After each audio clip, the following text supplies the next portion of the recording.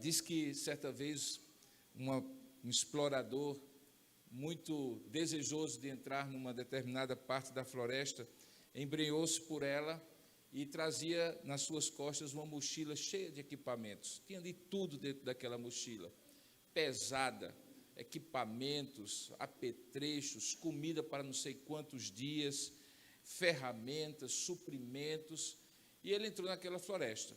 O objetivo dele era explorar, conhecer determinada parte da floresta, e ele começou a caminhada.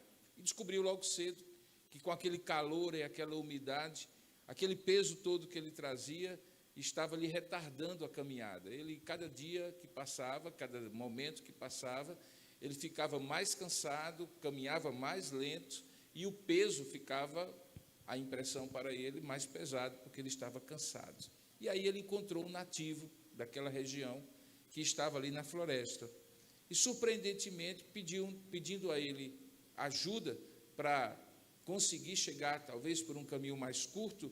O nativo daquele lugar se ofereceu para ajudá-lo, mas ao invés de mudar a rota, começou a acessar a sua mochila e tirar as coisas e jogar ali no mato, para um lado, para o outro, desocupando aquela mochila. A comida, parte dela já tinha estragado, ou não dava para preparar naquela condição inóspita, e a mochila foi ficando vazia, e ali ele foi sentindo um pouco mais de ânimo para caminhar, e ao final daquele dia, do encontro com aquele nativo, eles fizeram um acampamento no lugar, e, para surpresa daquele homem, assim que o sol se pôs, uma fogueira foi acesa, e aquele homem desapareceu na escuridão da floresta.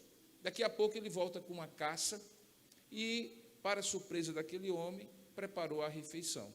E ele olhou para aquele nativo e só encontrou duas coisas com ele, diferentemente do que ele havia feito quando trouxe uma mochila pesada para aquela aventura. Só tinha um arco e uma flecha.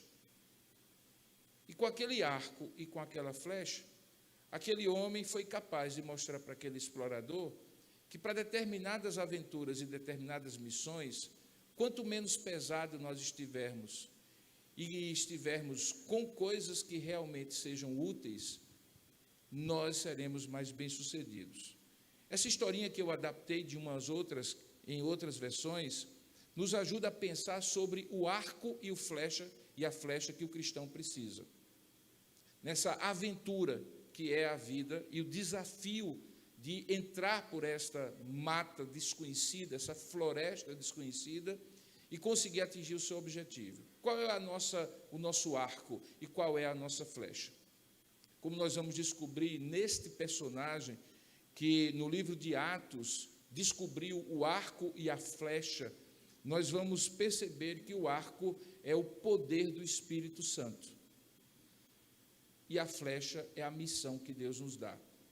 A vida cristã é formada do poder do Espírito Santo e da missão que Deus nos dá. Por óbvio que esta vitória passa pelo conhecimento que tivermos da palavra, das experiências com Deus, mas como nós veremos no livro de Atos dos Apóstolos, esse personagem, ele descobriu que precisava de um arco, que era o poder do Espírito Santo, e precisava ter muito clara para onde aquela seta, aquela flecha deveria apontar, e era a missão. Esse homem, muito importante, não era um apóstolo, assim como Barnabé não era um apóstolo, não era alguém que foi usado por Deus, ou não foi alguém que foi usado por Deus porque tinha um título, porque tinha uma função excelente, porque era muito competente em alguma área de conhecimento da vida, porque tinha muito dinheiro, porque tinha muito poder humano, prestígio. Não. Ele descobriu que da sua mala ele só precisava carregar duas coisas, o arco e a flecha. Esse homem era Estevão. E como um homem que descobriu o arco e a flecha do poder do Espírito Santo, do avivamento do Espírito Santo e da missão, ele foi um homem usado por Deus. Eu lhe convido a abrir a palavra de Deus no livro de Atos dos Apóstolos, onde a história de Estevão começa, e ela é curtinha, dura alguns poucos versículos, mas o impacto daquele homem é tão grande que ele se torna o primeiro mártir da história, o primeiro homem cristão que morre por amor a Cristo, por cumprir essa missão nessa grande floresta que é a vida. E a história dele começa assim. Capítulo 6, verso 1. Naqueles dias, multiplicando-se o número dos discípulos, houve murmuração dos helenistas contra os hebreus, porque as viúvas deles estavam sendo esquecidas na distribuição diária. Então os 12 apóstolos convocaram a comunidade dos discípulos e disseram: não é razoável que nós, apóstolos, abandonemos a palavra de Deus para servir às mesas. Mas, irmãos, escolhei dentre vós 7 homens de boa reputação, cheios do Espírito Santo e de sabedoria, aos quais encarregaremos deste serviço. E quanto a nós, apóstolos, nos consagraremos à oração e ao ministério da palavra. O parecer dos apóstolos agradou a toda a comunidade dos discípulos de Cristo. E então eles elegeram Estevão, homem cheio de fé e do Espírito, Filipe, Prócoro, Nicanor, Timão, Pármenas, Nicolau, prosélito de Antioquia. E apresentaram-se perante os apóstolos, e esses, orando, lhes impuseram as mãos. E crescia a palavra de Deus, e em Jerusalém se multiplicava o número dos discípulos, e também muitíssimos sacerdotes obedeciam à fé. Que Deus abençoe a sua palavra lida e nos fale ao coração. Amém. Vamos orar juntos? Ó Deus amado, eis aqui a tua palavra. Como nós sempre reconhecemos, ela por si só é suficiente, porque é inspirada pelo teu Espírito para trazer a nós a mensagem que o Senhor tem para cada coração aqui nesta noite. Ó Deus, nossa responsabilidade é compreendê-la, mas quem somos nós na nossa limitação de mente, de raciocínio, de conhecimento, para entender aquela mensagem que será uma só, mas que falará ao coração de cada um de nós de maneira diferente, segundo a necessidade. Nenhum de nós é capaz disso, mas pela iluminação do teu Espírito Santo, nós rogamos que o Senhor abra o nosso entendimento, que o Senhor dilate a nossa compreensão, que o Senhor venha expandir a nossa capacidade de ir além da letra e perceber o que é que o Senhor quer nos ensinar, quando nos usa o exemplo de Estevão para nos mostrar como podemos ser avivados pela promessa do poder do Espírito Santo e ao mesmo tempo renovados para a missão. Esse arco e essa flecha, ensina-nos a, como Estevão, usá-los e tão somente eles para a nossa vida cristã. Fala conosco, Senhor, tanto a nós que estamos aqui, como aqueles que remotamente acompanham este culto, e nós te daremos ao final dele toda a honra, toda a glória e todo o louvor, em nome e para a glória do Senhor Jesus. Amém e amém. Queridos, deixa eu lhe fazer uma pergunta e vou lhe dar alguns instantes para você lembrar. Quantas vezes no livro de Atos dos Apóstolos você recorda que o poder do Espírito Santo, em algum versículo, estava relacionado à missão? Quantas vezes fica claro para você que para cumprir a missão de Deus para você é necessário ter o poder do Espírito Santo? Tente lembrar aí pelo que você já leu do livro de Atos dos Apóstolos. Eu vou lhe dar 30 segundinhos. Você lembrou de um versículo? Lembrou de um versículo logo no capítulo 1?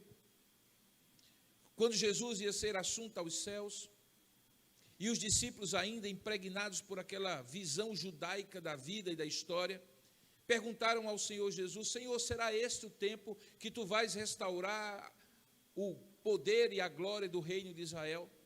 E Jesus respondeu para aqueles homens, por meio daqueles mensageiros, que aquilo não lhes competia saber, porque Deus havia reservado para si essa data, esse período, esse tempo oportuno, mas algo eles precisavam fazer, e era uma missão, e a missão era testemunhar de Jesus Cristo, tanto em Jerusalém como em toda a Judéia, Samaria e até os confins da terra, mas para isso eles precisavam ser cheios do Espírito Santo, e por isso o texto de Atos 1:8 diz: mas recebereis poder ao descer sobre vós o Espírito Santo e sereis minhas testemunhas, tanto aqui em Jerusalém, como na região da Judéia ao redor, como na região mais distante da Samaria e até os confins da terra. Esse texto de Atos 1:8 é a primeira referência de muitas referências no livro de Atos, em que fica claro que é impossível, irmãos, cumprir a missão de um cristão na terra, na vida, sem um poder sobrenatural do Espírito Santo. Além dessas, há outras tantas, em que normalmente alguém é chamado de um homem ou uma mulher, ou alguns homens ou algumas mulheres cheios do Espírito Santo, e logo nos versículos seguintes, essas pessoas que são designados, qualificados, descritos como homens e mulheres cheios do Espírito Santo, logo estão a pregar o Evangelho, a testemunhar do Evangelho, a falar da palavra de Deus, como se uma coisa fosse o arco e a outra fosse a flecha. Como se a flecha da missão não tivesse força, e de fato não tem, por mais conhecimento que alguém tenha, por mais boa vontade, por mais boa motivação que ele tenha, sem que o arco do Espírito possa jogá-la na direção certa. E esse arco do Espírito é o poder que faz de um homem ordinário poder experimentar uma vida extraordinária. E o extraordinário de Deus não é a minha vida, nem as minhas competências, nem as suas vidas, nem as suas competências. Porque nós somos apenas flechas. Mas o extraordinário de vidas ordinárias como as nossas, na verdade é o poder do Espírito que, como num arco, nos projeta na direção de um propósito, de uma vocação, de uma missão que cada um de nós tem na vida. Como nós vamos ver, esta motivação espiritual, este poder espiritual, ele é fruto de uma obra do Espírito Santo que começa um pouquinho atrás da nossa vida. Há 3 momentos fundamentais em que fica claro que a obra de Deus, transformadora, abençoadora, santificadora, empoderadora, é uma obra que começa ainda quando nós não temos Jesus como nosso Senhor e Salvador. A promessa que Deus nos diz, quando Jesus fala aos seus discípulos que iria embora depois da morte da sua ressurreição, mas não os deixaria órfãos naquele momento da última ceia, a promessa é que ele enviaria o Consolador, o Espírito Santo, e que esse Espírito Santo estaria com eles e neles. E parte da obra desse Espírito Santo era convencer o homem pecador do pecado, do juízo e da justiça. Essa obra que nós chamamos de conversão. Não há conversão sem a obra do Espírito Santo. Ninguém se converte, ninguém se decide, ninguém aceita Jesus Cristo por iniciativa própria. Por iniciativa própria nós fugimos de Deus. Por iniciativa própria nós nos afastamos das coisas de Deus, como a água se afasta do óleo. Porque somos de natureza diferente. Deus é santo, é puro, é justo, é perfeito. Nós somos pecadores, imperfeitos, impuros. Ainda que tenhamos sido bem educados e os efeitos do pecado estejam sob controle de uma boa formação, de leis e normas da sociedade que não nos permite ser tudo aquilo que de pior nós temos dentro de nós. No entanto, um homem não muda porque quer mudar, não é transformado porque quer transformar-se. É preciso uma obra do Espírito Santo, e esta obra de conversão, que significa mudança, é obra que Deus, pelo seu Espírito, faz, antes mesmo que nós tenhamos consciência de que Ele, eventualmente, pode habitar a nossa vida. E Ele faz isso. Uma vez convertendo o nosso coração, Ele nos torna templo do seu Espírito. Passa a habitar não apenas no nosso meio, como uma presença abençoadora, mas Ele passa a habitar dentro de nós. Ele nos vivifica quando nós estávamos mortos, e a vida dele, como uma nova seiva espiritual, começa a fluir, transformando palavras, comportamentos, atitudes, maneira de ver a vida, transformando as nossas motivações mais profundas, a tal ponto que as pessoas começam a perceber mudanças que não são condicionadas socialmente, que não são manipuladas por um grupo social chamado igreja, nem manietadas, nem controladas por um líder religioso, brotam de dentro para fora. É a obra da conversão, que é a obra do Espírito Santo. A partir dessa ação de vir habitar em nós, o Espírito Santo começa uma obra contínua, que ainda hoje Ele está fazendo na minha vida e na sua vida, que é a obra da santificação. Sendo Ele santo, e com essas mudanças que Ele produz nas nossas motivações, comportamentos, atitudes, palavras, decisões, visões de mundo, nós começamos a nos parecer com Jesus Cristo, que é o primeiro Consolador, que é santo como o Espírito Santo também o é. Eu me recordo que quando nós começamos a namorar, eu e a minha esposa, nós namoramos por 5 anos, nós éramos muito diferentes. Hoje estamos juntos há quase 40 anos, 35 dos quais, ou 33 dos quais, casados. E algumas pessoas, quando nós não estamos com mãos dadas, ou próximos um do outro, revelando que somos um casal, nos acham parecidos, na maneira de falar, até mesmo fisicamente, nos confundem como parentes consanguíneos. E eu fico a imaginar que é exatamente isso que acontece de maneira sobrenatural quando alguém caminha com Deus, começa a se parecer com Deus. Essa obra é uma obra do Espírito Santo. Na medida em que Ele vai corrigindo, na medida em que Ele vai transformando a nossa vida, na medida em que Ele vai nos santificando, nós vamos nos parecendo com Cristo. Não é um parecer ou uma semelhança retilínea e crescente. Algumas vezes caímos e nos parecemos com aquele velho homem. Algumas vezes desistimos e Deus nos soergue e nos torna capazes de novamente parecer com atitudes semelhantes à de Cristo, com palavras semelhantes à de Cristo, vivendo como se Cristo fôssemos. Esse é o sentido, inclusive, da palavra cristão, um pequeno Cristo, como vimos ontem.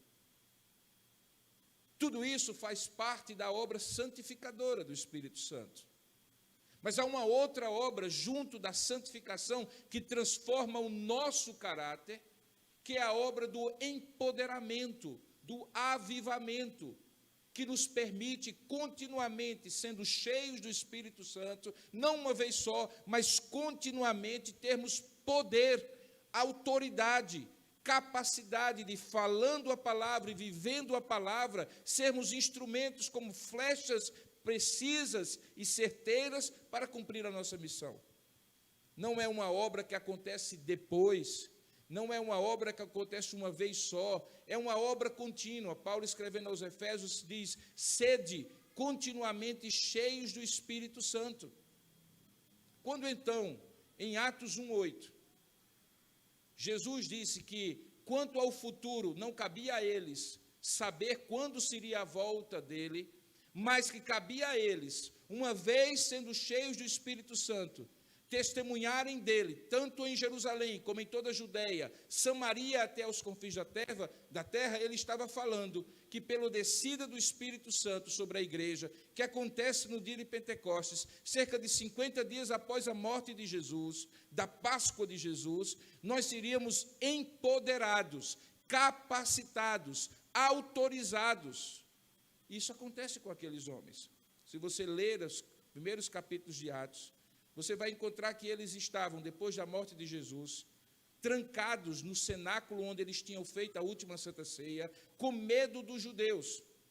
Porque, obviamente, eles pensaram o seguinte: se conseguiram fazer isso com o nosso mestre, de acusá-lo falsamente, julgá-lo tortuosamente e crucificá-lo, quanto mais conosco. Vamos nos esconder. Eles estavam com medo, embora crescem em Cristo como Senhor. A promessa que Lucas havia feito, o que Lucas registra, que Jesus tinha feito, no capítulo 24, verso 49, é: ficai, porém, em Jerusalém, até que do alto sejais revestidos de poder. E eles ficaram escondidos, com medo. Quando então, no dia de Pentecostes, se cumpre Joel, capítulo 2, verso 28 a 32, que diz que, nos últimos tempos, eu derramarei do meu espírito sobre toda a carne. E o Espírito Santo, que antes habitava na antiga aliança, em reis, em sacerdotes e em profetas, esporadicamente para cumprir uma missão, se torna aquele que vem habitar no seu povo, em cada cristão, tornando templo do Espírito Santo, mas também tornando uma flecha a ser atirada com poder e autoridade. E é exatamente isso que Estevão se tornou. Você acabou de ver que Estevão aparece na história no meio de um grande problema.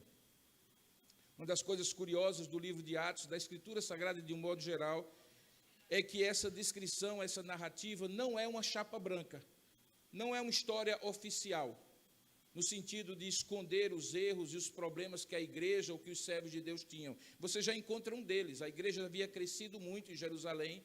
Você lembra que no dia de Pentecostes, 3.000 pessoas se converteram pelo sermão do apóstolo Pedro, e do 0 a 100, eles saíram para 3.000 pessoas, no mesmo dia.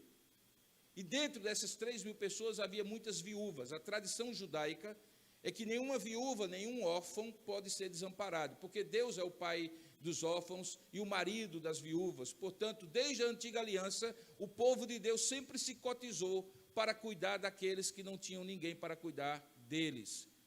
A igreja incorpora esse princípio e desde o começo, como acabamos de ler pela palavra do reverendo Silas, eles tinham tudo em comum, de modo que se alguém tinha uma necessidade, quem tinha um pouquinho mais dividia com quem tinha nada. E as viúvas deveriam ser prioritariamente atendidas. Mas havia 2 tipos de viúvas aqui. Aquelas que tinham nascido e se criado em Jerusalém, que falavam hebraico e que eram conhecidas daquela comunidade, grandemente formada por pessoas que eram de Jerusalém.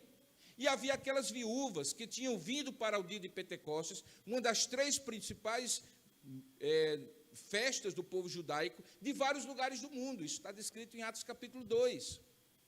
E eles vieram numa peregrinação, e essas viúvas eram diferentes. Elas falavam hebraico, mas elas vinham de uma cultura helênica, falavam grego, porque viviam em outros países, e não eram conhecidas daquela comunidade. E aqui a gente experimenta uma face feia de um aglomerado de pessoas que cresceu muito e que eventualmente tem uma atitude de discriminação. Veja que o texto diz que houve uma murmuração dos helenistas, versículo 1 do capítulo 6, contra os hebreus. Todos eram cristãos, mas uns de um lugar, outros de outro, porque as viúvas deles, de quem? Dos helenistas, estavam sendo esquecidas na distribuição diária. O que é que vinha naquela cesta básica, nós não sabemos, mas diariamente eles recebiam alguma ajuda social. Diante daquele problema, os apóstolos entendem que era preciso criar um corpo auxiliar de servos de Deus, chamados diáconos. Essa palavra serviço que está no verso 3, nós os encarregaremos deste serviço, é a palavra diaconia. Aqui é o surgimento da junta diaconal da primeira igreja presbiteriana de Jerusalém. Porque os apóstolos chegaram à seguinte conclusão: Deus, não é a primeira igreja presbiteriana de Jerusalém, é brincadeira, mas era a primeira igreja cristã em Jerusalém.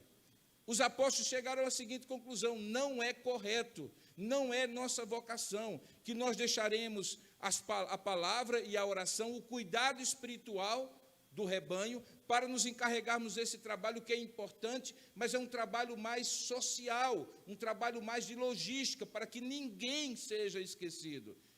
E qual é a proposta que eles surgem? Eles devem escolher, entre eles, verso 3, 7 irmãos, 7 homens, que tivessem, primeiro, bom testemunho. A palavra reputação aqui é bom testemunho, que fossem íntegros. Eles iam lidar com dinheiro, eles iam lidar com recursos, eles precisavam ser pessoas honestas, que não apenas fossem honestas, mas parecessem honestas, que fossem honestas e parecessem honestas não apenas internamente, mas também na sociedade externamente falando. Mas eles precisavam, além disso, ser cheios, veja aí o verso 3, do Espírito Santo e de sabedoria. É curioso que para um trabalho essencialmente material, um trabalho essencialmente operacional, os mesmos critérios e exigências de uma vida espiritual e íntegra era feito para esses diáconos, tanto quanto era para os apóstolos e posteriormente para os presbíteros de cada igreja. Isso denota o fato que toda obra que nós fazemos para Deus, seja uma ornamentação, seja uma sonoplastia, seja uma filmagem, uma projeção, seja um trabalho na cozinha, na limpeza dessa igreja ou em qualquer outro lugar, é um trabalho espiritual tanto quanto o que eu estou fazendo ao pregar a palavra. Deus dota serviços e dons diferentes para servos diferentes e os qualifica com o mesmo nível de exigência. Precisam ser pessoas de boa reputação, homens e mulheres cheias do Espírito Santo, cheias de sabedoria. E por que sabedoria? Porque quando falta o pão, o meu angu primeiro. E era isso que eles precisavam fazer. Em alguns momentos talvez faltasse recursos e eles tinham que saber dividir bem direitinho. Desses 7 irmãos, 2 se destacam. E eles se destacam não pelo trabalho que eles foram formalmente escolhidos para fazer, mas pelo trabalho que eles fizeram além daquele trabalho formal que eles foram escolhidos para fazer. E eis aí a segunda verdade. Às vezes a gente é chamado para um determinado trabalho e lá fora a gente diz que a busca pela excelência é quando você excede a expectativa daquelas pessoas a quem você presta o serviço. É como aquele atendente de banco que não apenas lhe faz um atendimento rápido, mas faz sorrindo. Que não apenas faz sorrindo, mas faz com um bom dia, uma boa tarde. É aquela pessoa no caixa que é rápido e ainda pergunta se está faltando alguma coisa, se o senhor sentiu falta de algum produto na gôndola do supermercado. Nós sabemos o que é excelência. Na igreja, a excelência significa fazer mais do mesmo. E fazer mais do mesmo com a motivação e um propósito que vai além da formalidade do que você é chamado para fazer. Filipe e Estevão se caracterizaram por isso. Ambos, porque além de diáconos, eles se tornaram evangelistas. Filipe é o homem que Deus usa para alcançar a Samaria. E Estevão é o homem que, nesse momento, começa uma obra tremenda e maravilhosa. Veja o verso 8. Diz que Estevão, cheio de graça e de poder, fazia prodígios e grandes sinais entre o povo. Deus o usava para pregar o Evangelho e para, junto do Evangelho, operar milagres, sinais e prodígios. Essa é uma expressão técnica que Lucas usa para dizer obras extraordinárias que comprovavam a autoridade da pregação. É o que tinha acontecido páginas antes, no capítulo 3, com Pedro e João. Lembra da história? Eles estavam indo para o templo, encontraram um coxo de nascença na porta formosa. Aquele homem diz para eles, por favor, uma esmola. E Pedro diz, olha para nós, não temos ouro, não temos prata, mas o que temos te damos. Em nome de Jesus Cristo, levanta e anda. E o homem se levanta. Aquele milagre, que poderia ser uma cura, poderia ser uma outra coisa, aquele prodígio extraordinário, também era feito por Estevão, apesar de ele não ser apóstolo. Obviamente que a primeira grande manifestação disso não é necessariamente o milagre, o sinal e o prodígio. O milagre, o sinal e o prodígio o acompanham e eventualmente comprovam quando a pregação da palavra é de fato baseada na Escritura Sagrada. Milagre não é um fim em si mesmo. Não deveria haver cultos de milagres, milagres marcados com hora e lugar. Os milagres acontecem pela intervenção soberana de Deus quando Ele quer fazer, mas algumas vezes Ele faz para comprovar que aquele homem que está pregando tem autoridade espiritual, e era o que acontecia com Estevão, especialmente naquele período. Estevão pregava o Evangelho e junto com ele fazia milagres, sinais e prodígios. Era o Espírito Santo que fazia, ele era apenas a flecha, o Espírito Santo era o arco que o avivava e o impulsionava.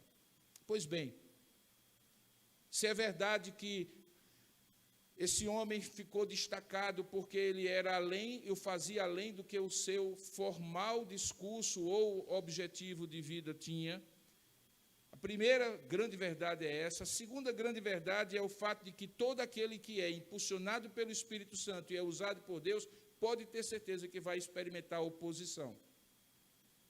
Veja o que acontece no verso 9. Na medida em que ele pregava, saía daquilo que ele formalmente tinha sido chamado a fazer. Enquanto diácono estaria muito bem, mas na hora em que ele começa a pregar e junto com ele fazer milagres, sinais e prodígios, o que é que acontece? No verso 9, levantaram-se, porém, alguns dos que eram da sinagoga chamada dos libertos, dos sirineus, dos alexandrinos, e dos da Cilícia e Ásia, e discutiam com Estevão. O que eles discutiam não estava muito claro, mas uma coisa estava clara, no verso 10, eles não podiam resistir à sabedoria e ao espírito pelo qual ele falava. Portanto, eles resistiam, fazendo oposição pela oposição, porque estavam sendo confrontados com um ministério poderoso em palavras e em obras que Estevão fazia.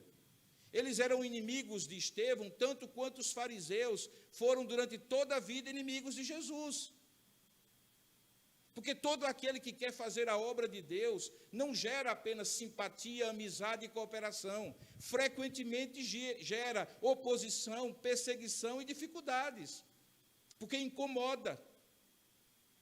Porque quebra um domínio maligno, muitas vezes, ou carnal de acomodação daqueles que deveriam estar fazendo a mesma coisa. Esses homens que são citados são homens religiosos, que deveriam, da mesma maneira de Estevão, estar fazendo a obra de Deus. Mas sabe aquela história do sujeito que nem faz, nem gosta quando o outro faz? É exatamente isso. E quanto mais Estevão fazia, mais incômodo ele provocava. Paulo, escrevendo a Timóteo, diz assim, que todo aquele que quiser viver piedosamente em Cristo Jesus, padecerá perseguição. Jesus adverte aos seus apóstolos, eis que eu vos envio como ovelhas perante lobos. Ele adverte, no mundo tereis aflições. Ele diz, inclusive, que eles seriam levados diante do sinédrio, dos líderes das sinagogas, dos líderes religiosos, para dar razão da sua fé e da sua esperança, que eles não deveriam ter medo nem se preocupar, porque mesmo não sabendo o que haveriam de dizer, na hora de serem interrogados, Deus haveria de dar as palavras. Portanto, estava previsto que isso aconteceria. E aconteceu. Eles não podiam resistir à sabedoria e ao espírito, à retórica, à oratória poderosa, extraordinária, porque não era natural, era de Deus, que Estevão proferia, era irretorquível. Não tinha como corrigir, não tinha como se opor, não tinha como achar defeito. Mas mesmo assim, diz o texto, que eles discutiam com Estevão. E eles foram além. Eles chegaram a também, no verso 11, subornar homens que dissessem, olha, nós temos ouvido que este homem, Estevão, vem proferindo blasfêmias contra Moisés e contra Deus. Eles mentiram. Depois, mais do que isso, eles levantaram o povo, veja o verso 12, os anciãos e os escribas, e o arrebataram, e fisicamente o levaram para se apresentar diante do sinédrio. E diante do sinédrio, eles apresentaram testemunhas falsas. Veja aí o verso 13. E essas testemunhas falsas depuseram contra Estevão, mentindo e dizendo que ele estava falando contra o lugar santo, que era o templo, e contra a lei de Moisés. Se a essa altura, ao olhar isso, você diz assim, eu já vi essa história. Eu já vi gente fazendo isso com outra pessoa. Sim, você já viu. É esse mesmo sinédrio, com o Senhor Jesus Cristo, a quem Estevão pregava. A mesma história se repete. Na verdade, se cumpre, porque Jesus disse, se eles fizeram isso a mim, que sou o mestre e o Senhor, quanto mais a vós, que sois discípulos e servos. Portanto, se tem uma coisa certa, é que quando você se coloca para ser flecha do Senhor, e Deus o impulsiona com o arco do poder do Espírito, para levar na direção da missão que você tem que cumprir, esse voo, essa direção, nem sempre tem ventos apenas favoráveis. Frequentemente tem oposição, tem ventos desfavoráveis. Quem tiver certeza disso vai entender melhor as provações que passa depois que se converte. Frequentemente pessoas chegam para mim e dizem assim, pastor, eu não sei o que é que está acontecendo. Eu me converti e é só provação. É só provação. Estava tranquilo lá no trabalho até que eu me converti. Ninguém na minha família achava ruim quando eu ia para a balada, Passava a noite toda me embriagando, me drogando, mas agora, quando eu vou para a igreja, é crítica sobre crítica. Meus colegas, quando eu fazia isso e aquilo outro, que todo mundo fazia, não tinha problema nenhum. Mas se eu disser para eles que não vou mais, porque eu vou para a reunião da mocidade, é crítica, é brincadeira, é zoação. Afinal de contas, a gente se converte para melhorar ou se converte para piorar? E eu costumo dizer, se converte para melhorar piorando. Porque quanto pior acontecer, mais certo você está de que está indo na direção certa. Porque nós não somos colocados para correr na correnteza do rio, no fluxo do rio. Há uma contracultura, uma oposição natural ao fluxo em que todos estão indo quando você resolve levar Deus a sério. Porque o mundo jaz no maligno. E no maligno o mundo serve ao maligno. E quando eu digo mundo, são os princípios, os valores, as estruturas, os fenômenos sociais que são opostos a Deus em sua grande maioria. Estevão experimentou isso, porque todo aquele que é flecha levada pelo arco na direção da missão tem oposição. Talvez você a essa altura diz assim, então é melhor não ter missão. Então é melhor não ser flecha. Então é melhor não fazer parte desse projeto. Na verdade, melhor não é, é pior. Só é mais fácil. Por isso que em algum momento, quando alguém disse assim para o Senhor Jesus, mestre, te seguirei para onde quer que fores. Ele disse, olha, deixa eu te falar uma coisa. As raposas têm covis. As aves têm ninhos. Mas o Filho do Homem não tem onde reclinar a cabeça. E todo aquele que pegar no arado e olhar para trás, não é digno de mim. Senhor, eu quero te servir, eu quero te seguir. E ele então disse, então, faça o seguinte, tome cada dia a sua cruz, mas antes negue-se a si mesmo e depois me siga. Portanto, a vida cristã não é descer para o playground, não é descer para o parquinho, é ir para o campo de batalha. Na missão não há sossego, há satisfação. E a grande diferença entre sossego e satisfação é que é possível ter satisfação no meio da provação, mas jamais haverá sossego sem missão. Acomodação e inércia não é a mesma coisa de satisfação. Por isso que é bem melhor estar, ainda que na oposição, sendo jogado por Deus como flecha. E Estevão aprendeu isso, e diz o texto que quando esses homens perpetraram essa sucessão de ações que acabaram levando Estevão a estar diante do sinédrio, veja o que é que acontece. Diz o texto que, no verso 1 do capítulo 7, o sumo sacerdote lhe perguntou diante das acusações, ô Estevão, me diga uma coisa, é isso mesmo? É isto mesmo? Eu tenho certeza absoluta que Estevão, que era crente, mas não era bobo, que por ser cheio do Espírito Santo também era cheio de sabedoria, sabia que qualquer coisa que ele falasse aqui seria usado contra ele. Ele iria provocar prova contra si mesmo. Apesar disso, ele não arrefeceu e ele fez uma das mais magistrais exposições de fé que nós encontramos no livro de Atos, só comparado aos sermões dos apóstolos Pedro e Paulo em outros lugares. Porque ele vai desde o início, quando ele fala assim, varões, irmãos e pais, verso 2 do capítulo 7, o Deus da glória apareceu a Abraão, e desde Abraão, passando por Isaque, por Jacó, pelos 12 patriarcas, e chegando a José no Egito, ele fala da promessa da eleição divina. E quando ele menciona José do Egito, lá no Egito, como sendo possivelmente o sepultamento da promessa, ele logo recorda de Moisés. E diz que Deus usou Moisés para reavivar a promessa, e a promessa era de uma terra prometida. Menciona Josué, e a maneira como essa terra foi conquistada. Menciona Davi, o grande rei de Israel, e Salomão, que construiu o templo. E tudo isso num único sermão, pressionado, com a ameaça de morrer, e mesmo assim capaz de manter a serenidade e, ao mesmo tempo, o ânimo, a convicção de relatar tudo isso de maneira ordenada, precisa, clara, cristalina e poderosa, diante de autoridades que tinham poder de vida e morte contra ele. Essa terceira lição nos mostra que quando nós dependemos de Deus e somos usados como flechas, não importa as circunstâncias da adversidade, Deus sempre nos concederá a sabedoria e o poder para lidar com as circunstâncias.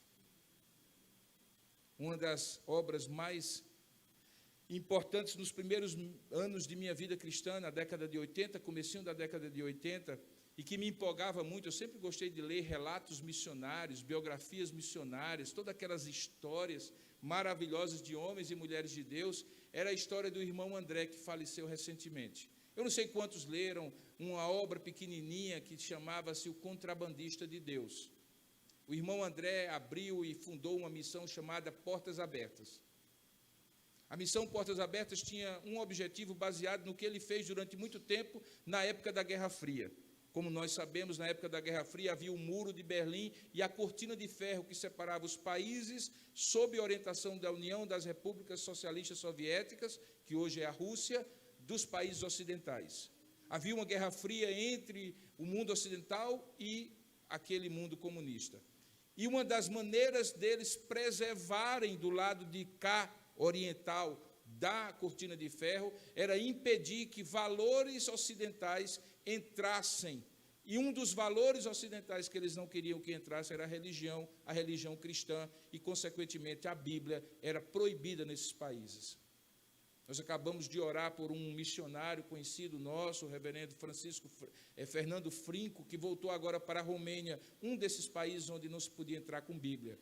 E o que é que o irmão André, um holandês corajoso, meio doido, meio maluco, fazia? Ele pegava o seu fusquinha azul, enchia de Bíblia por tudo que era lugar, e ele ia até a fronteira, orava para Deus não deixar os guardas verem aquelas Bíblias, e entrava. E o livro maravilhoso, chamado Contrabandista de Deus, é o relato de vários milagres, em que tinha tudo para se ver aquelas caixas de Bíblia, que ele não escondia, ele não camuflava nos lugares escondidos como que estivesse traficando cocaína. Não, ele deixava sobre os bancos, ele colocava no porta-malas. E ele orava e pedia: Senhor, quando chegar na hora da fronteira, faz com que o guarda olhe para outro lado, faz com que o guarda olhe, mas não veja.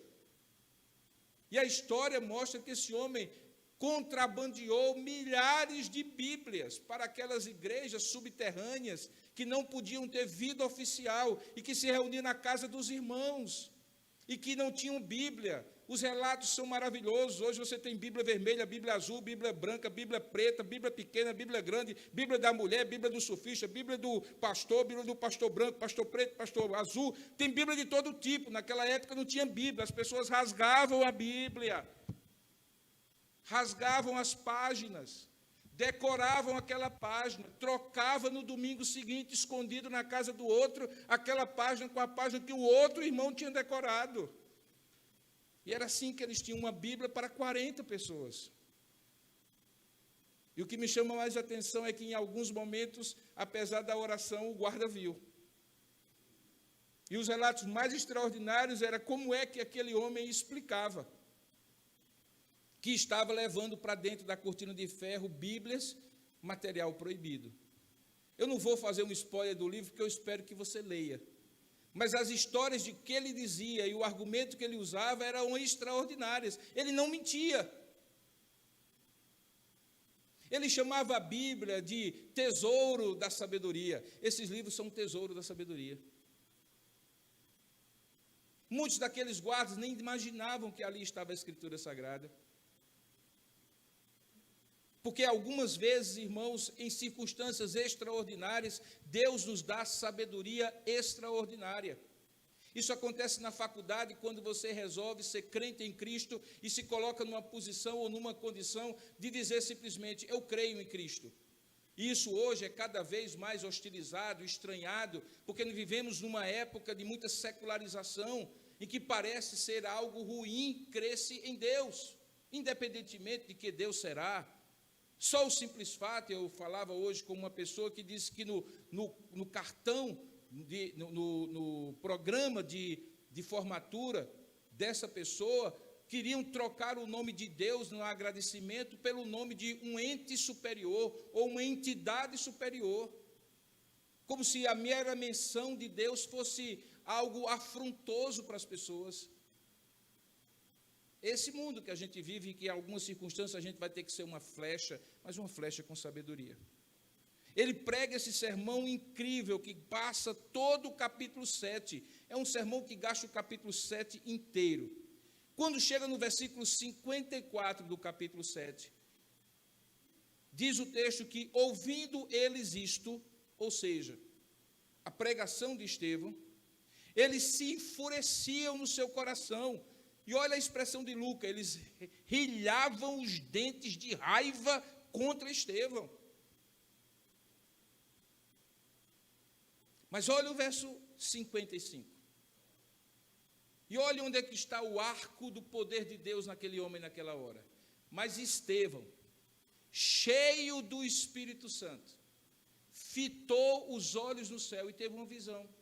Ele viu a glória de Deus e pela única vez em toda a Bíblia, descrita assim, ele viu Jesus que estava à sua direita de pé.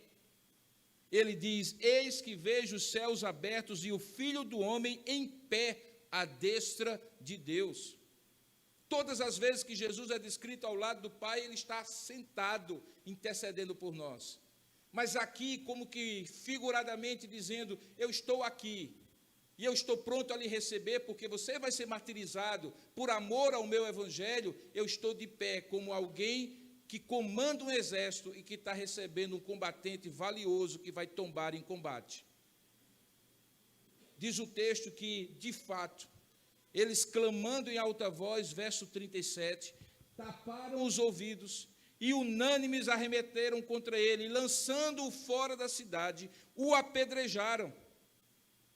E não por coincidência, as testemunhas deixaram suas vestes aos pés de um jovem que depois seria o apóstolo Paulo e que aqui se chamava Saulo de Tarso.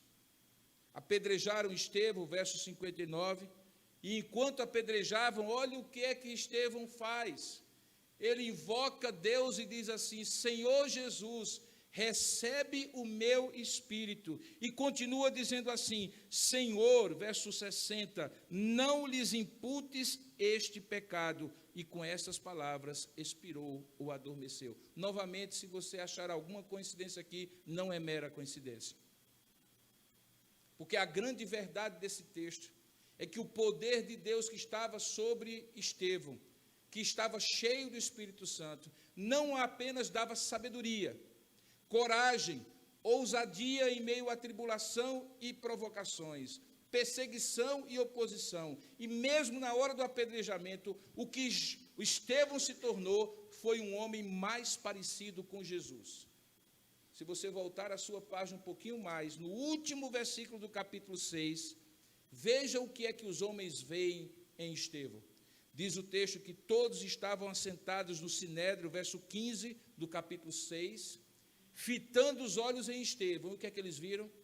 E viram o seu rosto, como se fosse um rosto de anjo. Sabe aquela serenidade? Sabe aquela serenidade da paz de Deus no coração que excede todo entendimento? Daquela alegria que não é uma gargalhada solta, mas é aquela paz que dá serenidade, dá aquela alegria, aquele conforto interior. Eu costumo dizer que é um ar-condicionadozinho interno, mau calor do lado de fora, e você sente aquela sensação de que está planando, que está na presença de Deus, e que tudo que vai acontecer ali vai acontecer. Se tiver que acontecer, acontecerá. Se tiver que morrer, morre. Se tiver que perder, perde. Mas a sua paz é serena no coração. Era o que Estevão estava experimentando. E as pessoas olhavam para ele, e como diz a palavra de Deus, que a alegria do Senhor aformoseia o rosto, lá em Provérbios, eles olharam para o rosto de Estevão e disseram assim, não é possível, nós vamos apedrejar esse sujeito, ele está com essa carinha aí de anjo para a gente. Mas era exatamente isso. Por quê? Porque o poder de Deus transforma a flecha em algo parecido com aquele que a envia. Jesus estava no rosto de Estevão, e Estevão se parecia com Jesus. Perceba então essas 4 lições. A primeira delas é que Estevão, sendo um homem cheio do Espírito Santo, se tornou uma flecha e excedeu a formalidade para a qual ele foi chamado. Ele foi além, mais do que um diácono, ele foi um evangelista. mais do que um evangelista que pregava bem, fazia milagres, sinais e prodígios. E mais do que alguém que pregava bem e fazia milagres, sinais e prodígios, ele era um homem cheio do Espírito Santo e sabedoria, que na sua retórica e oratória, claramente, fazia com que ninguém pudesse discutir e prevalecer contra ele. Em segundo lugar, era um homem que, sendo flecha de Deus, retesado pelo arco do Senhor e enviado na missão, sabia suportar a aflição e a oposição que sempre se levantava contra ele. Ele não tinha mimimi, ele não reclamava, mas Deus, eu sou teu servo, por que eu estou passando por isso? Pelo contrário, como Paulo, ele dizia assim, olha, ninguém me molesta, porque eu trago no corpo as marcas de Jesus. Para mim é uma alegria completar os sofrimentos de Cristo na minha carne, ser semelhante a Ele na carne, porque quem é semelhante com Ele na carne do sofrimento, é semelhante a Ele na glória da ressurreição. Quem é servo de Deus, não se queixa de oposição, não se queixa de perseguição no trabalho, na escola, pelo contrário, ri consigo mesmo e com Deus diz assim, estou no caminho certo, estou igualzinho a Jesus, daqui a pouco eu vou ser crucificado, amém? Eu não gostei muito do amém, foi meu amém meio fraco, mas é isso mesmo. É porque nós hoje não temos o costume de entender, irmãos, que a vida cristã não é o que nós vivemos com a esperança amarrada, arraigada e enterrada nesta vida. Isto aqui é uma preparação para a glória celeste, que deve ser usufruída, diga-se de passagem. Se você tem uma boa cama, durma bem nela. Se você tem um carro confortável, aproveite o conforto do seu carro. Se você tiver uma casa na praia, aproveite também, mas lembre como o hino cantou, esse não é o melhor lugar para você. O melhor lugar é na presença de Deus, a presença plena de Deus que está reservada para nós. Terceira grande lição é que você percebe que Estevão, além de tudo isso, permanecia sereno diante dessa oposição, mas eloquente, capaz de explicar a sua fé de maneira precisa. Ele não era um idiota, um ignorante que achava que só orar era suficiente. Ele orava, mas conhecia a Escritura, ele argumentava, ele era persuasivo, e ele fez essa exposição magistral no capítulo 7. Mas de todas as verdades, a quarta é a mais gloriosa. Por se tornar flecha, ele se parecia com Jesus. Por ser avivado no Espírito Santo, ele tinha sido renovado para a missão. E a missão dele era aquela que Jesus já tinha dito. Assim como o Pai me enviou a vós, eis que eu vos envio também. Nós somos enviados, irmãos. Nós somos peregrinos nessa terra. Nós estamos de passagem nessa terra. Sabe aquele emprego que você tem? Sabe aquele estudo que você faz? Sabe aquele lugar onde você mora? Sabe aquelas pessoas que você conhece? Elas são os pretextos e as oportunidades de Deus para você fazer missão. O dinheiro que você ganha e sustenta a sua família é digno. Se você ganhar mais, melhor ainda. Mas não pense que esse dinheiro é a razão da sua existência. Não pense que o lugar onde você está, os relacionamentos que você tem, os likes nas redes sociais, a celebrização da vida, o poder, o prestígio, o cargo, a função, dizem quem você é. Você é uma flecha. Tudo isso é o pretexto que Deus, quando Deus planta alguém no lugar, é porque Deus quer dizer assim, você vai ser a flecha nesse lugar. Não vai ser Robson, vai ser você nesse lugar. Quanto mais flecha você for, mais arco poderoso Deus querá de fazer na sua vida. Ele fará isso, ele já fez. E quanto mais disposição você tiver de dizer, eis-me aqui, Senhor, eu sou flecha, mais longe ele envia você. Você lembra daquela história? Servo bom e fiel, foste fiel no pouco, sobre o muito te colocarei. Isso não é só para dar privilégio, é para dar missões também. Eu sempre penso assim, e essa é a razão, Silas, essa é a razão, que quando Deus me manda um lugar, para mim pouco importa que tamanho é esse lugar, para quem são as pessoas que eu vou falar. Se tiver oportunidade e condição, eu estarei, porque eu nunca sei de que maneira aquilo ali vai preparar a próxima etapa do meu ministério. É só isso que me move, só isso.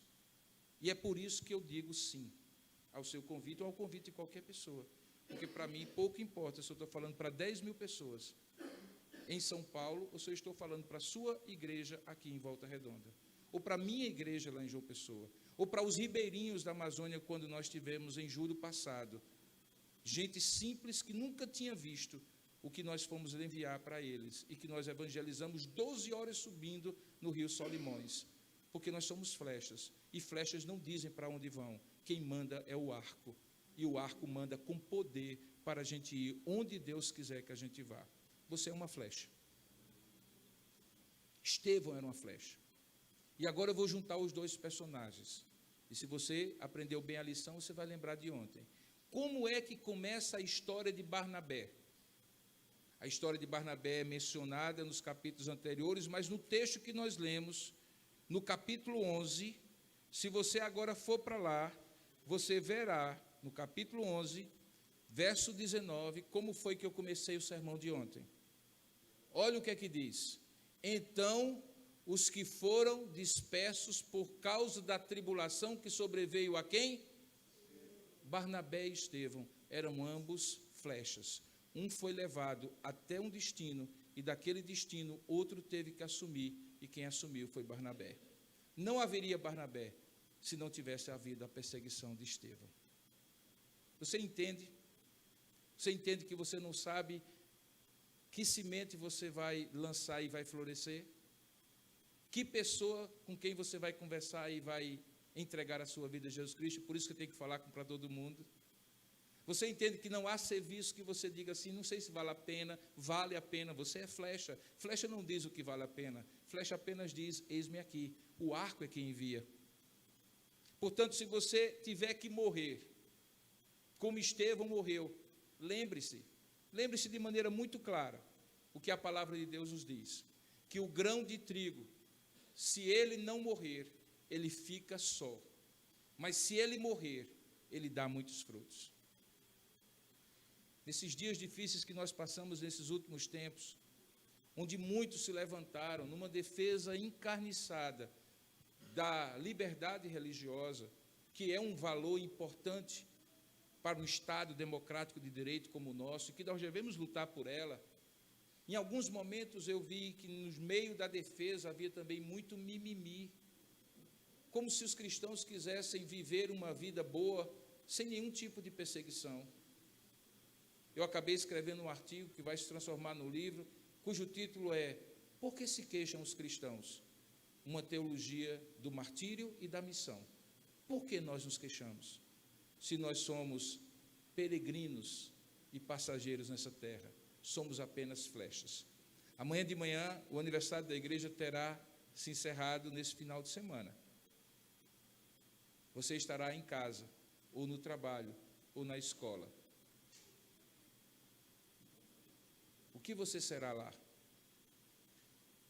Seja flecha, porque é muito pesada a caminhada de quem acha que precisa encher a mochila de tanta coisa, quando só precisa do arco e da flecha, quando só precisa do poder do Espírito e da missão para fazer a sua vida valer a pena. Que o arco lhe lance longe e que você seja uma flecha certeira para a glória de Deus. Amém? Vamos orar e pedir a bênção de Deus. Ó Deus amado, Tu podes fazer todas as coisas contando apenas com o Teu próprio poder e sabedoria. Tu criaste todas as coisas visíveis e invisíveis pela palavra do Teu poder. Tu não precisas de nós, mas o Senhor nos escolheu para sermos Teus filhos, Teus servos, Tuas flechas. E nesta hora em que nós somos chamados a ser cooperadores, colaboradores, parceiros do Senhor nesta missão, o que nós oramos, ó Pai, é que o Senhor nos encha do Teu Espírito, que o arco seja forte e poderoso, que ele nos projete com força e com distância para atingir aquilo que nem conseguimos ver hoje, mas que tem um alvo lá na frente que Tu vês e que Tu queres que atinjamos. Ó Pai, a gente aqui, que amanhã vai estar espalhada por Volta Redonda, nas suas atividades pessoais, familiares, acadêmicas, profissionais. Cada um deles é uma flecha que hoje à noite está sendo atirada para amanhã atingir alvos. Que estas flechas estejam cheias do fogo do teu Espírito, do poder do teu Espírito, e produzam transformação. Porque há muitas outras que são dardos inflamados do maligno, mas nós não somos do maligno, nós somos teus, e queremos ser flechas atiradas longe, com poder e força, pelo teu Espírito Santo.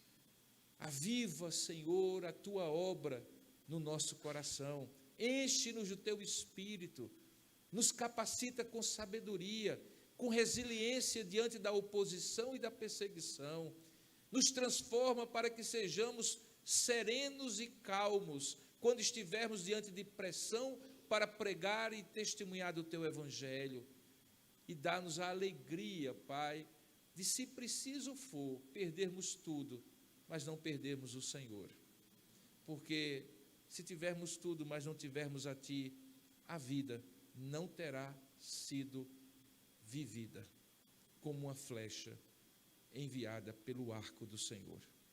Abençoa-nos, ó Pai, e abençoa cada filho e filha Tua aqui. É o que nós oramos em nome e para a glória de Jesus. Amém, Senhor.